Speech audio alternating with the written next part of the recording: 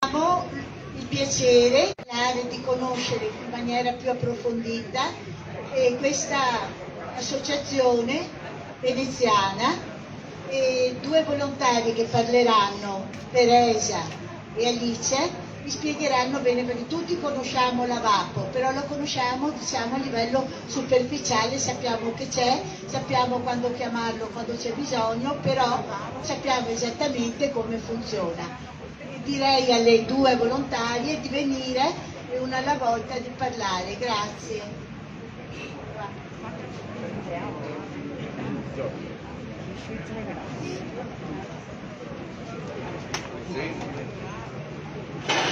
Buonasera, io sono Teresa Valdi Guarinoni, sono una volontaria. Grazie. Come va bene.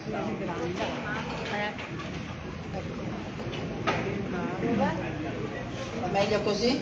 Sì. Grazie. Sono volontaria ormai da 21 anni a Vapo Venezia.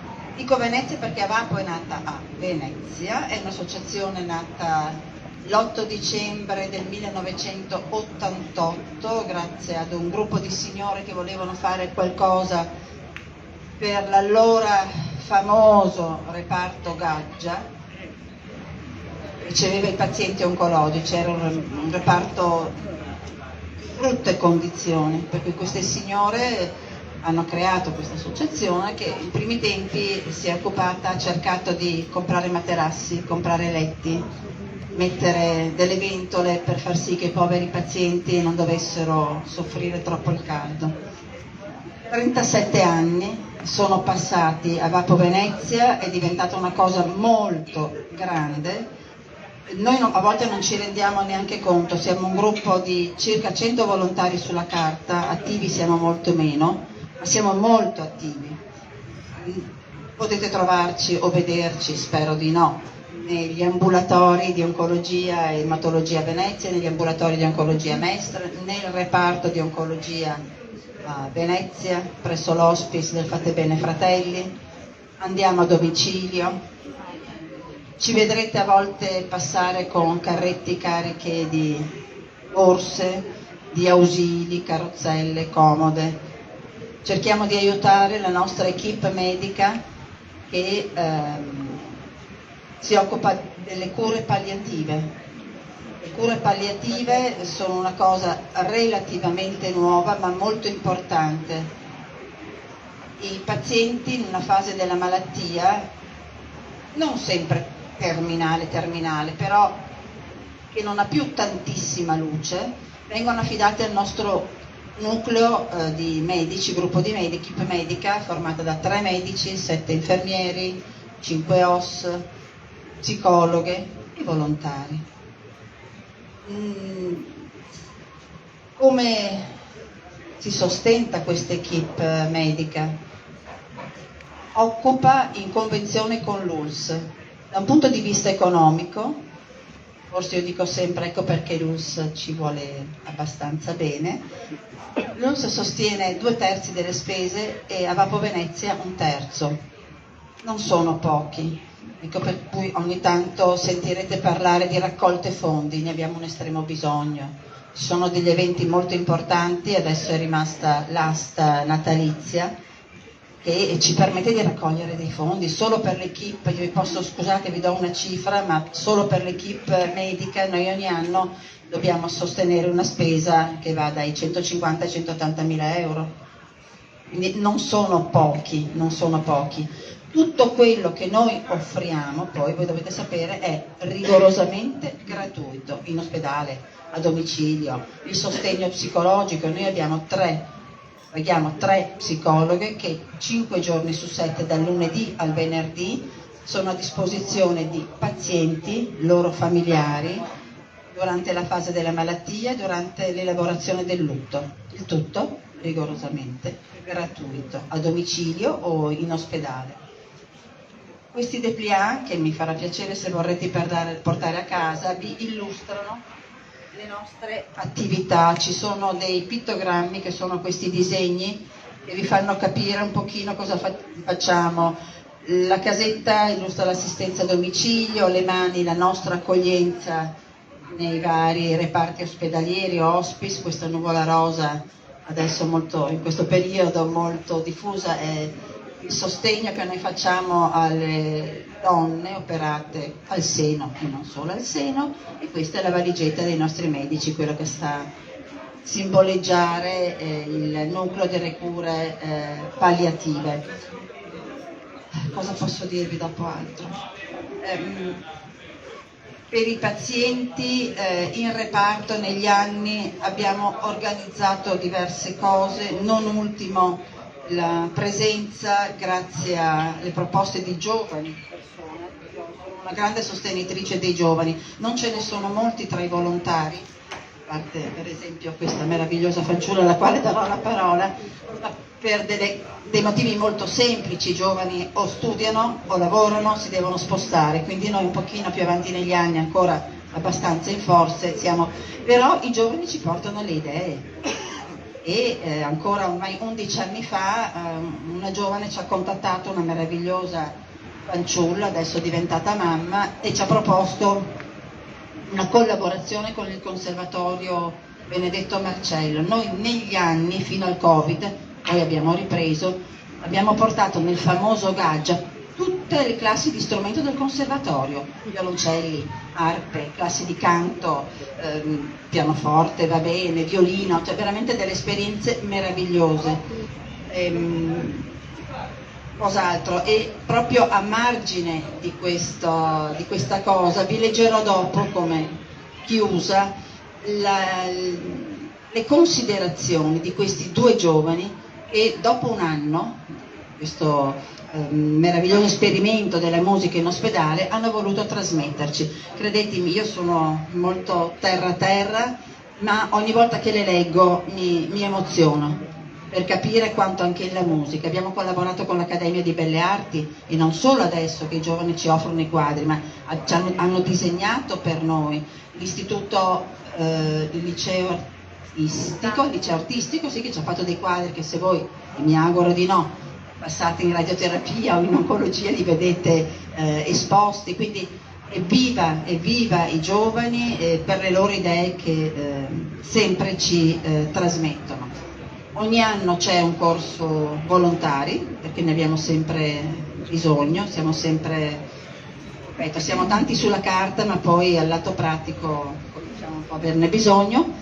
Alice Padoan, che qui vi presento, è il frutto del penultimo corso di volontari, ed è per me rappresenta il migliore esempio del volontario. Un volontario, bella espressione che ho sentito l'altro giorno a una lezione del nuovo corso, un volontario a tutto tondo.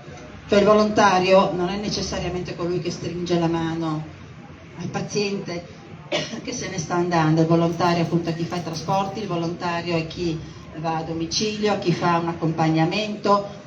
Noi siamo così, molto low profile, ma siamo molto felici di essere molto attivi finché possiamo.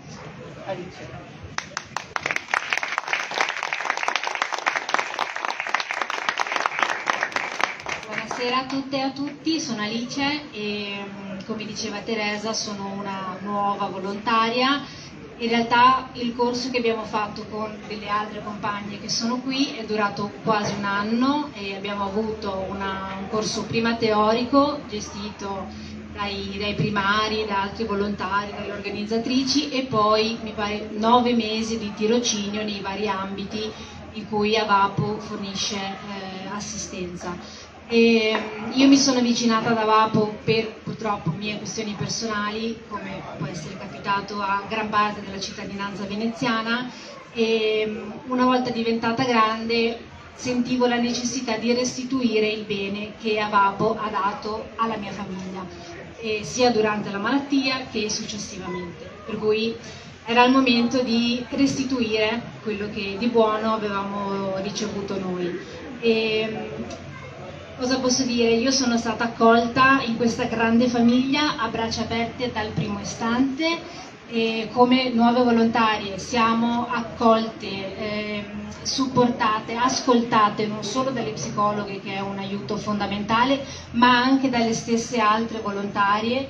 Per me è fondamentale poter parlare con le altre che hanno vissuto le stesse cose che vivo io, altre 1000 volte 20 anni fa. Quindi è una grande famiglia che supporta costantemente chiunque con le braccia e col cuore aperto. Per cui io spero che in tutti voi possa rimanere l'idea di Avapo come appunto una grande famiglia che accoglie tutti quanti in ogni momento della vita.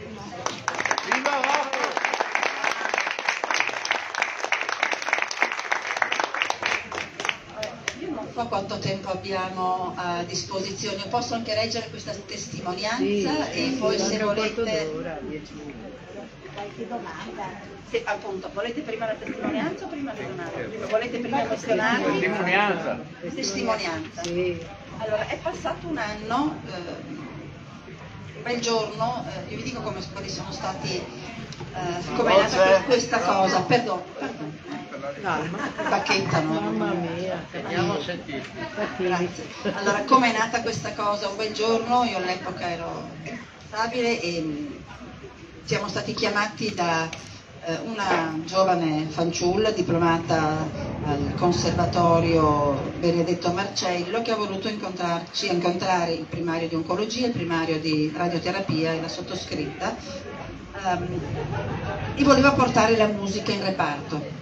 C'era molto spazio al Gaggia, sapete, c'era una stanza, quello che noi chiamavamo salottino, con delle poltrone dove ricevevamo i familiari, dove i pazienti ricoverati ogni tanto uscivano per avere così un attimo una boccata d'aria, e c'era uno spazio davanti all'entrata in reparto e davanti alla stanza delle terapie, e quindi quello era lo spazio. Cioè, io vorrei portare, abbiamo capito, io da mamma e anche i 2 medici, che questa ragazza aveva peso dentro, e questo peso cos'era? Aveva, ahimè, accompagnato ambedue i genitori, era giovane.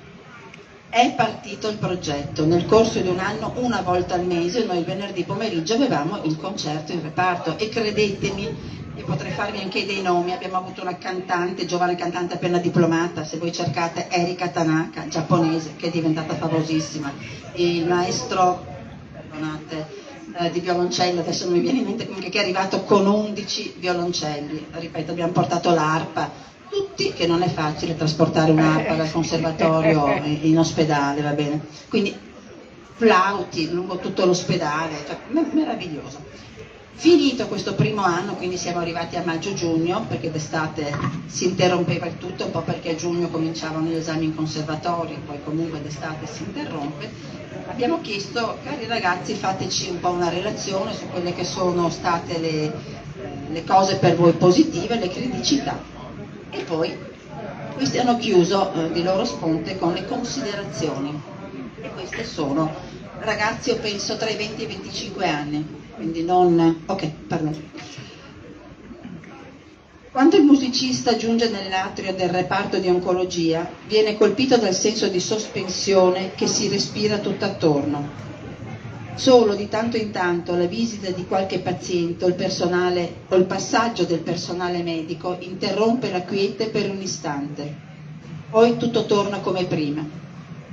Il musicista prepara il proprio strumento, apre il leggio, ripassa mentalmente qualche passaggio particolarmente ostico che eseguirà di lì a pochi minuti, mentre tutto sembra procedere imperterrito, quasi indifferente alla sua presenza. È ora che inizi il concerto. Poco alla volta i volontari aiutano qualche paziente a raggiungere le sedie preparate nelle vicinanze. Possono essere una ventina di persone, una dozzina, a volte 4 o 5. Viene il dubbio di aver sbagliato indirizzo. Forse da qualche parte una folla ben nutrita sta aspettando intrepida che il concerto abbia inizio. Invece la voce gentile del responsabile del momento di Avapo, Venezia, informa che tutto è pronto e introduce l'incontro ai pazienti. Pronti via, concerto a inizio. Queste righe sembrerebbero una neppur troppo velata critica all'organizzazione degli incontri, Al contrario, sono la spiegazione del motivo per cui riteniamo questo progetto di vitale importanza per i malati e non solo. Tutti noi musicisti sogniamo di poterci esibire un giorno in un grande teatro stracolmo di gente delirante, disposta a tutto pur di ascoltare la nostra musica. Suonare per un malato è invece un'esperienza diametralmente opposta. Il musicista è costretto a toccare con mano l'impenetrabile quanto invisibile barriera che separa il malato dalla vita. Il motivo dello scarso pubblico non risiede nel poco interesse dei pazienti per la musica dei ragazzi, ma nell'impossibilità di molti di loro ad alzarsi dal letto per raggiungere l'atrio. Davanti agli occhi dell'esecutore si spalanca un corridoio luminoso sul quale si affacciano le camere, all'interno delle quali i degenti ascoltano il concerto. Voci, suoni, melodie che ricordano la loro vita che prosegue al termine di quel corridoio e all'esterno dell'ospedale. Prosegue sì, ma non per loro, sospesi tra medicine, esami, pasti e visite ad orari ben definiti. Eppure il musicista possiede il mezzo per trasportare tutti i pazienti fino all'atrio e poi giù per le scale fino all'esterno dell'ospedale, lungo le calli e nei campi di Venezia. La musica. Solo quando ci rendiamo conto della forza distruttrice della solitudine entriamo davvero in contatto con il malato. Improvvisamente lo capiamo e al contempo comprendiamo di cosa abbia bisogno per stare meglio.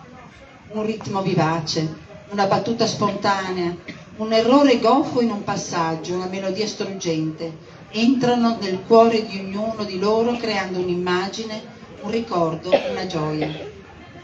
Spesso si incontrano musicisti che al termine di un concerto davanti a decine o centinaia di persone escono dal palco delusi per aver sbagliato un passaggio o non aver reso al massimo rispetto alle proprie capacità.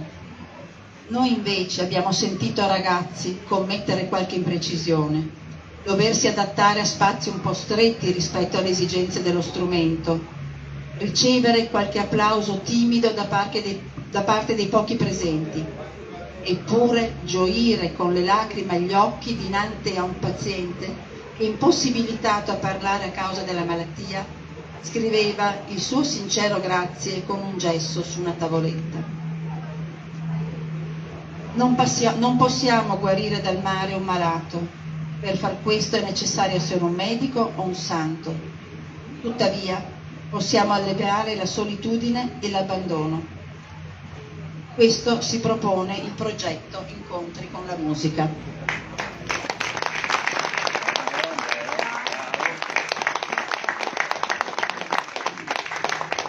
Questi incontri chiaramente sono stati sospesi durante il Covid, noi non potevamo andare e sono ripresi da un paio di anni, per cui una volta al mese. Prima abbiamo cominciato nell'atrio del padiglione Iona e adesso abbiamo ripreso a salire, per cui cerchiamo una volta, cercano questi bravi giovani una volta al mese di portare un po' di, se non allegria, un momento diverso, perché le ore sono lunghe in ospedale, tanto lunghe. Grazie.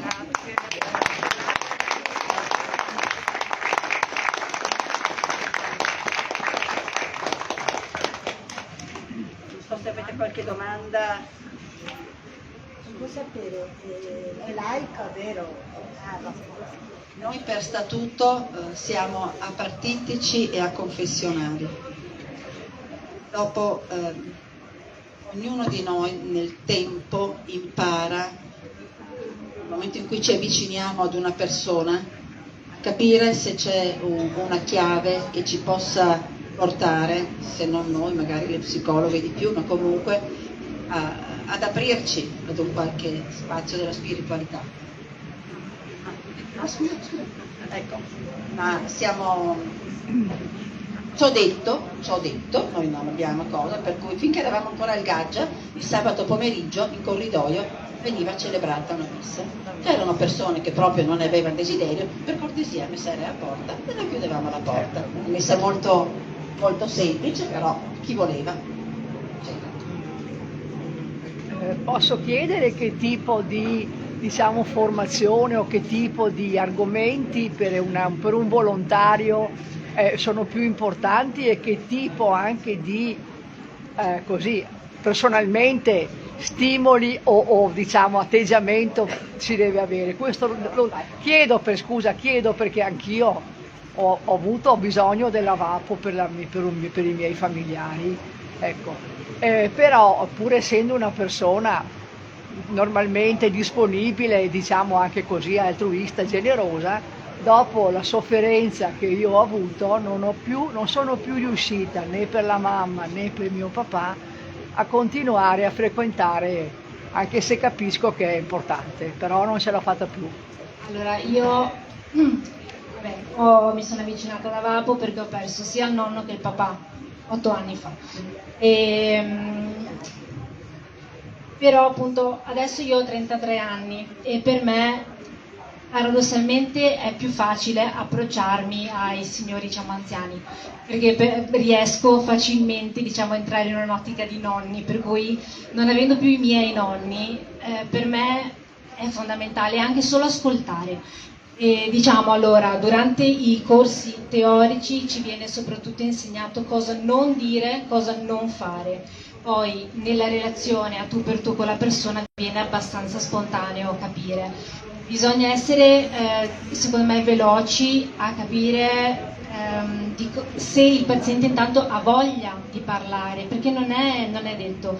Siamo sempre in 2 volontari a svolgere il servizio. Io arrivo appunto dal reparto del civile e sono con la mia compagna Daniela e diciamo, quando entriamo nella stanza bisogna capire velocemente se il paziente ha voglia o no di parlare, ma soprattutto di cosa ha voglia di parlare, perché in generale vediamo che più la conversazione è leggera, più dura tempo, perché ai pazienti manca solitamente la quotidianità, le cose banali, perché ha talmente tante cose nella testa che serve un momento di sollievo leggero con cui potrebbe parlare con un amico, o ancora meglio a volte essere estranei, non conoscersi, dall'input per poter essere liberi di dire quello che non si direbbe a un familiare e ci si sente non giudicati, perché noi ovviamente non ci permetteremo mai di dare uno spunto di giudizio né un'occhiata, per cui cerchiamo sempre di tendere la mano e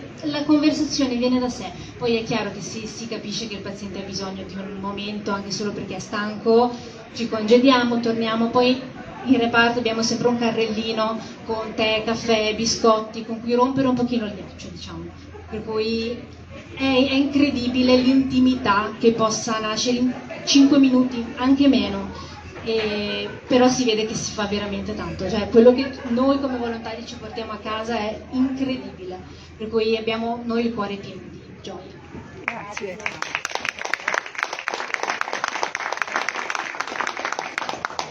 Se qualcuno vuol chiedere qualcosa adesso, mentre vediamo un'ombra, Potete andare giù magari. Non voglio chiedere, c'è qualcuno che vuole Viva la VAPO, un bel applauso.